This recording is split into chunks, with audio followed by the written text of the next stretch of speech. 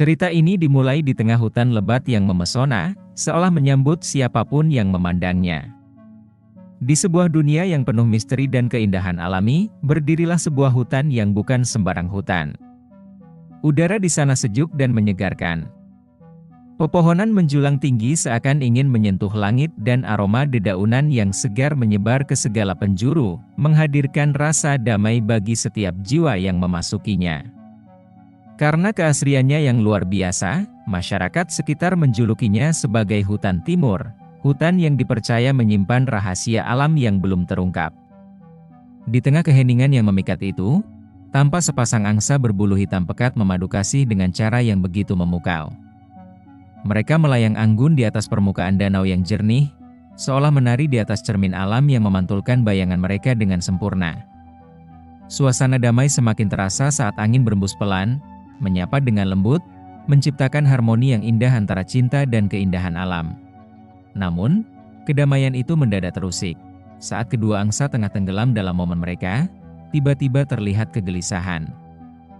Leher mereka saling melilit dalam kepanikan. Sesuatu muncul dari balik semak-semak yang rimbun, memecah keheningan yang sebelumnya begitu sempurna.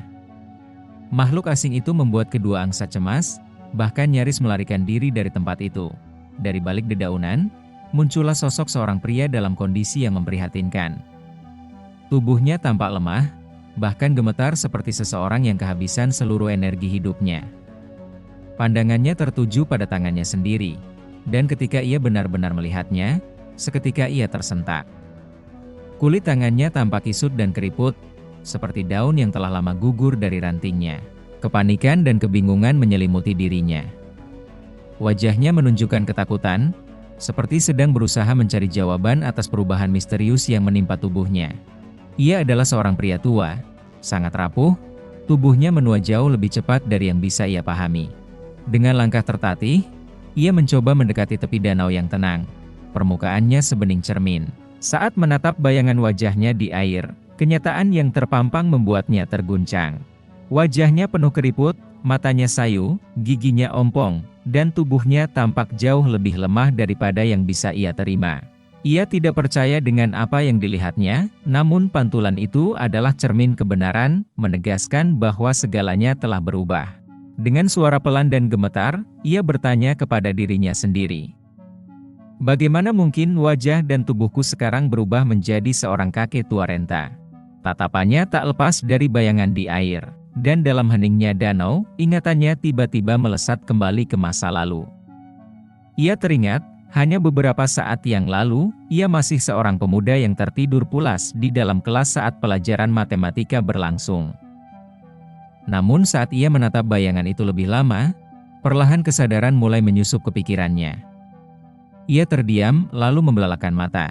Ia baru sadar, dirinya kini berada dalam tubuh yang berbeda. Tubuh yang asing. Tubuh seorang pria tua renta. Keterkejutan menyergapnya seperti badai. Suara gemuruh kemarahan meledak dari dalam dadanya. Ia berteriak keras, penuh amarah dan ketidakpercayaan. Suaranya memecah keheningan hutan, menggema di permukaan danau yang tenang. Bagaimana mungkin ini terjadi? Nada suaranya naik, dipenuhi protes dan kepedihan. Ia masih mengingat jelas tubuh lamanya, atletis, kuat, penuh energi. Wajahnya dulu tampan, penuh percaya diri. Namun kini, yang tampak hanyalah sosok pria tua dengan punggung membungkuk, kulit keriput, dan mata yang memudar. Keadaan ini terasa seperti ejekan dari semesta. Seolah dunia mempermainkannya, menghinanya, menaruhnya di tubuh yang tak ia kenali. Bahkan bayangannya sendiri di air kini menatap balik dengan ekspresi penuh penyesalan. Ia duduk di tepi danau, terpaku dalam diam yang berat. Perlahan, ingatan masa lalu mulai mengalir. Kenangan-kenangan yang dulu terasa dekat, kini serasa berasal dari kehidupan lain. Dalam kesendiriannya, ia merenung, dan untuk pertama kalinya, ia benar-benar merasa kehilangan. Begitu banyak hal yang telah ia abaikan. Ia belum pernah benar-benar menikmati masa kuliahnya. Ia tak pernah mencicipi indahnya pengalaman yang sering dianggap remeh oleh orang lain. Ia bahkan belum pernah merasakan debaran cinta atau merasakan apa itu berpacaran. Semua itu kini terasa begitu jauh, seperti mimpi yang menguap sebelum sempat disentuh. Dan yang lebih menyakitkan, kini ia menyadari bahwa semua yang ia abaikan dulu bukan halusinasi, melainkan peluang yang nyata, yang kini telah menghilang. Kemarahan kembali membuncah dalam dirinya. Ia memukul tanah dengan tangan gemetarnya, berusaha memahami kenyataan yang tak masuk akal ini. Dengan nada putus asa yang getir, ia berseru, "Bagaimana mungkin aku bereinkarnasi menjadi seseorang yang sudah tua dan tak berdaya?" Teriakannya melengking di udara, mengandung amarah, kesedihan, dan rasa tidak terima yang bercampur menjadi satu. Ia menggigil, bukan karena dingin, tetapi karena penolakan terhadap takdir yang tiba-tiba datang menghampirinya. Namun tiba-tiba, sebuah kilasan muncul di benaknya. "Tunggu, ini kan reinkarnasi," pikirnya. Mendadak terjaga dari lamunannya. Jika benar ia telah bereinkarnasi, maka kemungkinan besar tubuh yang kini ia tempati bukanlah tubuh sembarangan. Dalam pikirannya yang mulai penuh spekulasi. Bagaimana jika pria tua ini dulunya adalah seorang master tersembunyi? Sosok kuat yang menyembunyikan identitas demi alasan tertentu. Dengan tekad yang mendadak tumbuh, ia memutuskan untuk menyelami ingatan pemilik tubuh ini. Ia menutup matanya, dan seakan terhisap ke dalam pusaran waktu, ia menyaksikan kilasan masa lalu. Dalam ingatan itu, dunia tempat pria tua ini berasal disebut sebagai alam Kunlun, sebuah dimensi yang sangat berbeda dari dunia nyata. Sebuah dunia yang dipenuhi oleh para kultivator. Di sana, para kultivator mampu mengendalikan energi alam, dan memiliki kekuatan yang menentang logika. Dan di sanalah ia menemukan identitasnya, Ye Junlin. Dan di dunia itu nama Ye Junlin dikenal. Nama yang kini menjadi miliknya. Nama yang dahulu disegani, dikenang, dan dipuja. Ye Junlin bukan kultivator biasa. Ia dikenal sebagai kultivator jenius. Ia mencapai tahap Golden Core di usia yang sangat muda. Sebuah pencapaian luar biasa yang hanya bisa diraih segelintir orang terpilih. Karena kemampuannya yang luar biasa, ia diangkat menjadi kepala puncak Misti, salah satu dari 6 puncak utama di sekte Suantian, wilayah timur prefektur Gurun. Namun takdir tidak pernah sepenuhnya berpihak. Dalam misi suci membasmi iblis yang mengancam dunia, Junlin disergap dalam jebakan mematikan. Serangan itu melaju dengan cepat, brutal, dan tak terduga. Dantiannya yang merupakan sumber kekuatan kultivasinya dihancurkan. Dalam satu serangan, kekuatannya lenyap, tubuhnya hancur, dan pikirannya terguncang. Sejak hari itu, Ye Junlin tak lagi menjadi legenda. Ia berubah menjadi bayang-bayang masa lalu, hidup dalam kesunyian di gunung terpencil, jauh dari hiruk-pikuk dunia. Hari-harinya dipenuhi kesedihan dan penyesalan, tanpa arah, tanpa harapan. Kini, ia hanyalah pria tua yang telah mencapai usia 110 tahun. Saat kesadarannya kembali ke masa kini, ia sadar bahwa meskipun dirinya adalah Junlin, namun bukan lagi Junlin yang hebat. Ia tak punya kekuatan, tak punya kejayaan, ia kini hanya seorang kakek tua renta, tubuhnya lemah, kekuatannya telah lama hilang. Dan ia tahu, napas terakhir bisa saja datang kapan saja. Kesadaran itu menyentaknya. Ia mulai bertanya-tanya, apa sebenarnya tujuan dari keberadaannya yang baru ini dan kenapa harus dihidupkan kembali dalam wujud yang hampir usang. Namun di tengah kegundahannya, sebuah ide muncul di kepalanya. Tunggu, bukankah di novel-novel reinkarnasi, mereka yang bereinkarnasi biasanya dapat cheat? Pikirnya. Ia pernah membaca banyak kisah seperti itu. Dalam cerita-cerita itu, para tokoh reinkarnasi sering diberi cheat, sistem, atau kekuatan khusus. Ia terdiam sejenak lalu mulai berpikir. Mungkinkah aku juga mendapatkannya? Tiba-tiba, dengan semangat yang bangkit kembali, ia menghentakkan tongkat kayunya di tanah. Suaranya menggema di antara pohon-pohon tua. Ekspresi kecewanya berubah menjadi senyuman licik. Dengan percaya diri, ia menengadah ke langit dan berseru. "Hei sistem, tuanmu sudah hadir. Kenapa belum muncul memberi hormat? Dan di mana layar notifikasiku?" Namun yang ia dapatkan hanyalah keheningan. Tak ingin menyerah, ia mengulang lagi, dengan nada sedikit lebih tinggi, kali ini dengan gaya seorang bangsawan yang sedang menuntut haknya. Ia menunjuk ke langit dengan ekspresi serius, seolah memarahi entitas tak terlihat. Sistem bodoh. Apa kau sengaja sembunyi? Apa kau takut padaku? Ayo keluar. Namun tetap saja tidak ada jawaban. Junlin mendengus frustasi. Ia lalu mengganti pendekatan. Wajah seriusnya berubah menjadi ekspresi polos dan lucu, seperti kakek tua yang sedang berusaha menyenangkan cucunya. Baiklah, maaf tadi aku agak kasar. Tolonglah, sistem yang hebat. Kasihanilah kakek tua ini. Jangan buat aku menunggu terlalu lama. Ia bahkan menangkupkan kedua tangannya menirukan gaya memohon seperti aktor tua yang sedang berusaha merebut simpati penonton. Namun tetap tak ada hasil. Junlin mendesah panjang. Tapi saat harapannya nyaris padam, sebuah ingatan kecil muncul, seperti bara api di antara abu. Tunggu, aku masih menyimpan sesuatu. Ia segera merogoh saku jubahnya. Jantungnya berdegup cepat. Jemarinya menyentuh sebuah benda dingin dan kecil. Ia menariknya keluar perlahan. Sebuah cincin tua. Ia mengangkatnya, menatapnya penuh harap. Ini dia, bisiknya penuh harapan. Entah kenapa, sebuah nama melintas begitu saja dalam benaknya. Yao Lao. Aneh, siapa itu Yao Lao? Kenapa rasanya familiar? Pikirnya. Namun dorongan hatinya membuat ia menatap cincin itu dengan penuh harap. Ia bahkan mulai berbicara pada cincin itu seolah cincin itu bisa mendengar. Yao Lao, aku tahu kau di sana. Jangan pura-pura. Masih tak ada reaksi. Junlin mulai tertawa kecil, geli dengan dirinya sendiri. Namun tawa itu perlahan berubah menjadi gumaman yang aneh, campuran antara harapan, kegelisahan, dan mungkin sedikit kegilaan. Cincin bodoh, jangan diam saja. Aku tahu kau sembunyi di dalam sana. Ia berbicara kepada cincin itu seperti sedang memarahi anak nakal yang bermain petak umpet. Tapi ketika tak juga mendapat jawaban, wajahnya berubah masam. Ia mendesah, lalu bergumam pelan. Ini konyol. Apa yang kupikirkan, bicara dengan cincin. Tubuh Junlin lemas, wajahnya pucat dan kusut. Dengan gerakan spontan, ia melempar cincin itu ke tanah, seolah sedang membuang semua kekesalan yang menumpuk. Aksinya terlihat konyol, namun justru karena terlalu serius, tingkahnya jadi makin lucu. Ia menghela napas panjang, lalu bergumam dengan nada menyesal. Aku benar-benar bodoh. Sungguh memalukan, masa aku berbicara sama cincin. Kepalanya pening.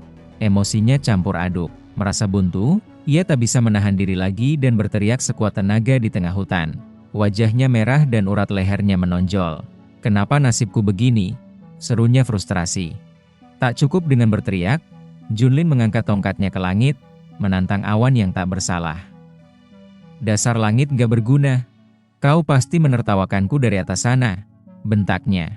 Alih-alih dramatis, ekspresi dan gerakannya malah terlihat seperti aktor komedi yang sedang bermain drama murahan. Dan saat itu juga, tiba-tiba sebuah bilah layar muncul di hadapannya. Kata-kata kasar terdeteksi. Sistem diaktifkan secara paksa.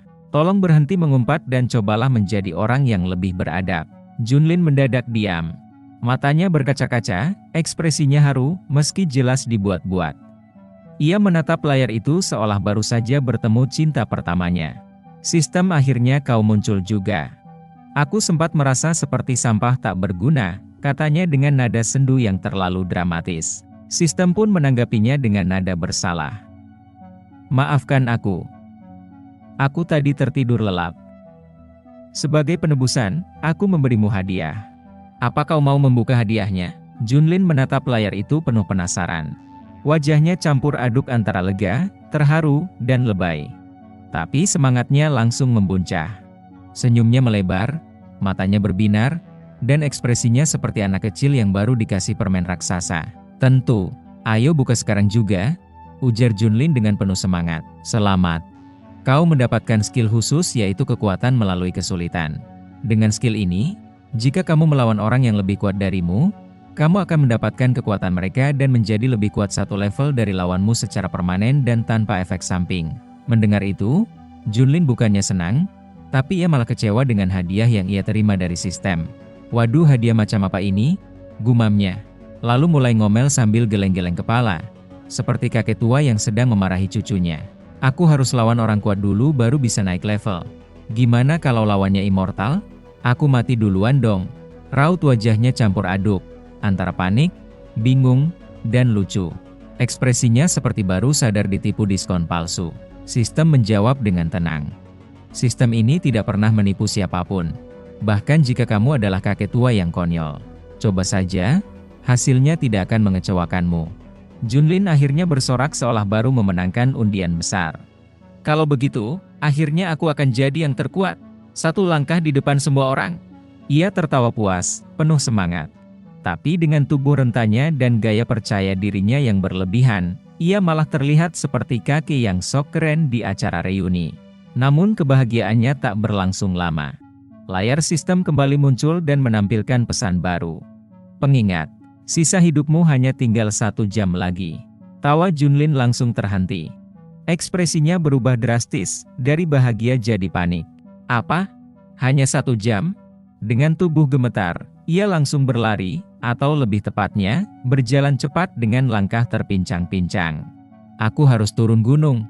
Harus cari lawan secepatnya, pikirnya, sambil menahan encok dan kram di pinggang. Langkahnya canggung, napasnya tersengal, tapi tekadnya bulat. Wajah paniknya polos dan kocak, seperti orang yang baru sadar alarmnya mati dan telat ujian nasional. Beberapa menit kemudian, sistem kembali muncul.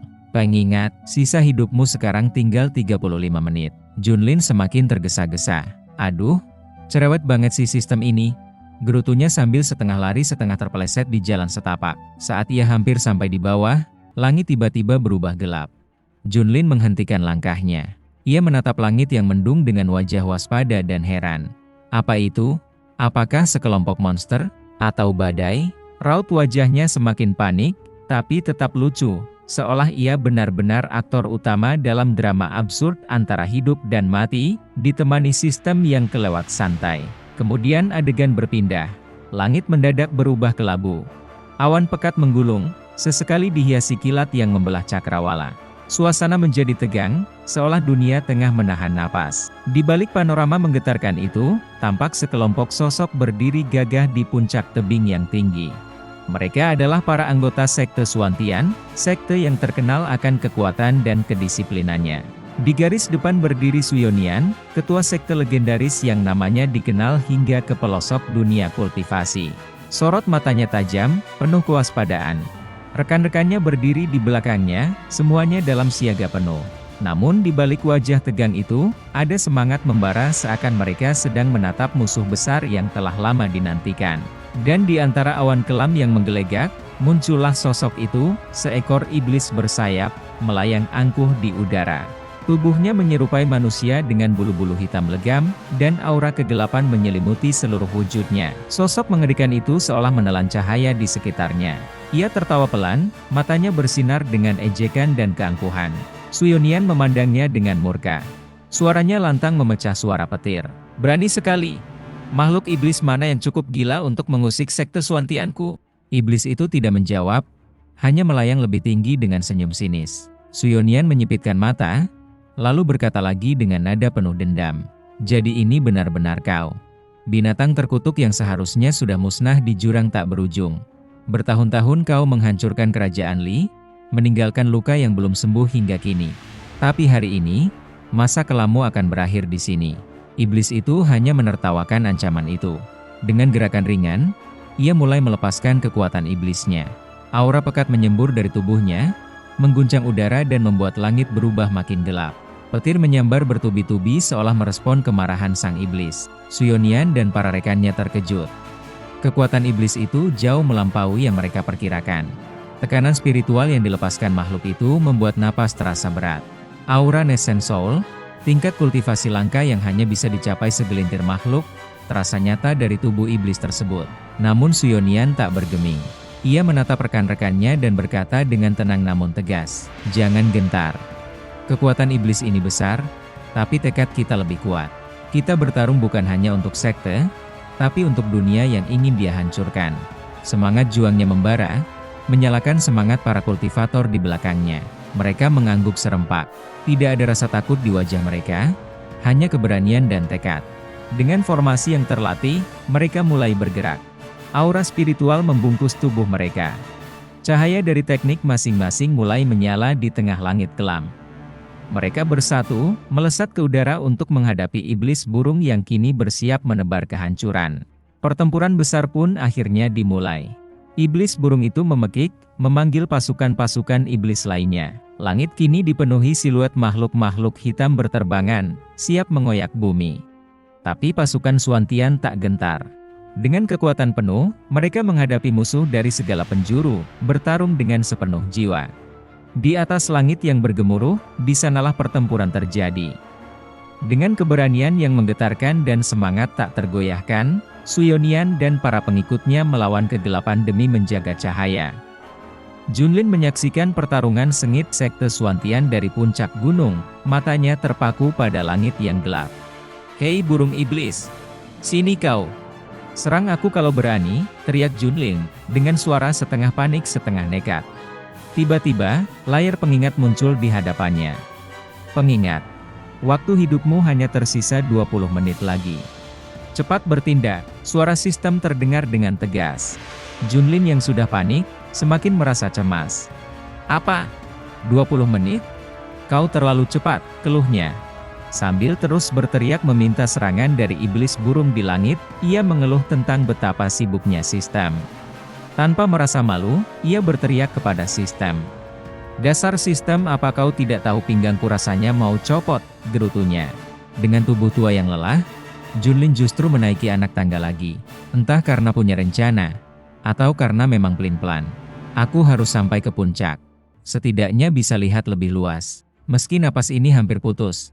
Gumamnya berusaha meyakinkan dirinya sendiri meski tindakan yang ia ambil tampak begitu konyol. Sementara itu, di tengah awan gelap, iblis burung yang kuat itu mengabaikan serangan lawan dengan santai. "Apakah ini kekuatan kalian?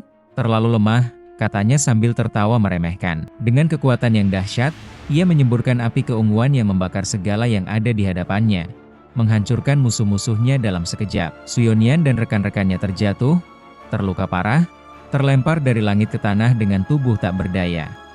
Iblis burung itu merasa puas, bahkan tersenyum angkuh. "Sekarang siapa yang berani melawanku? Terimalah kematianmu," teriaknya menantang mereka dengan penuh keangkuhan. Tiba-tiba, dari kejauhan sebuah suara cempreng terdengar dan mengejutkan semua orang di tempat itu. Seorang kakek tua tampak berdiri di atas bukit, berteriak dengan penuh semangat kepada iblis burung. "Hei burung bodoh, lihat sini! Aku sedang berbicara denganmu!" Junlin berteriak sambil melambai-lambaikan tongkatnya tampil dengan tingkah yang semakin kocak. Iblis burung itu menatap dengan amarah. "Hei orang tua bau tanah! Apa kau sudah bosan hidup? Berani-beraninya kau menghinaku," teriaknya, matanya menyala-nyala penuh kebencian. Junlin, dengan gaya konyol, menantang balik. "Burung bodoh, kalau kau marah, ayo serang aku. Aku menunggu di sini. Jika tidak berani berarti kau akan jadi cucuku." Teriakan Junlin semakin memekakkan telinga. Namun, dalam pikirannya Junlin merasa sangat beruntung karena toa usangnya ini dapat diaktifkan menggunakan batu roh yang datang entah dari mana, mengingatkan akan masa lalu yang penuh kejutan. Iblis burung itu semakin marah, tak sabar mendengar hinaan Junlin. "Aku belum pernah bertemu seseorang yang lebih sombong dari kau," katanya dengan suara napas yang terengah-engah karena menahan emosinya. Di bawah tanah, Suiyonian dan rekan-rekannya mulai bangkit. Mereka terkejut melihat sosok legendaris yang tiba-tiba muncul. Sosok itu dikenal dengan sebutan Adik Ye dari Mistipik. Kehadirannya yang begitu mengesankan membuat semua orang terdiam tak percaya dengan apa yang mereka saksikan. Kemudian salah satu rekan Suiyonian bertanya dengan bingung. "Astaga! Mengapa adik Ye Junlin yang sudah lama menjauh dari dunia tiba-tiba muncul di saat seperti ini?" Suiyonian yang mendengar pertanyaan itu langsung menjawabnya. "Dia mungkin ingin membantu memberantas iblis. Meski sayang sekali ia dulu disergap dan malah berakhir kehilangan kultivasinya yang membuatnya menjadi orang tak berguna." Salah satu rekan Suiyonian yang tampak khawatir kemudian berkata, "Dia pasti gila. Menantang Raja Iblis Kingpen di usia setua itu. Apakah dia ingin mati konyol?" Mendengar kisah itu dari Suiyonian dan rekannya, iblis burung itu tertawa sinis. "Jadi kau si sampah tua yang tak berguna dari puluhan tahun itu?" ejeknya meremehkan Junlin. Junlin yang tampak semakin lelah, memandang dengan mata yang semakin sayup. "Hei burung bodoh! Aku tidak perlu kultivasi untuk mengalahkanmu. Aku akan memanggangmu menjadi burung panggang yang lezat," ujarnya dengan sisa tenaganya. Tiba-tiba, sistem dengan suara yang semakin mendesak kembali memberi peringatan. Kau hanya punya waktu tersisa 10 detik lagi sebelum mati di tempat. Junlin semakin tertekan, keringat dingin mulai menetes. Namun ia tetap berusaha untuk bertahan. Sial! Kenapa burung bodoh itu belum juga menyerangku? Cepatlah serang aku. Aku udah hampir mati kehabisan waktu, gumamnya dalam hatinya. Hitungan mundur mulai terdengar di telinga Junlin. 10, 9, 8, 7. Tolong cepatlah serang aku burung bodoh, ujar Junlin di hitungan keenamnya. Tapi tiba-tiba pada hitungan kelima, Raja Iblis burung itu meledak dalam kemarahannya.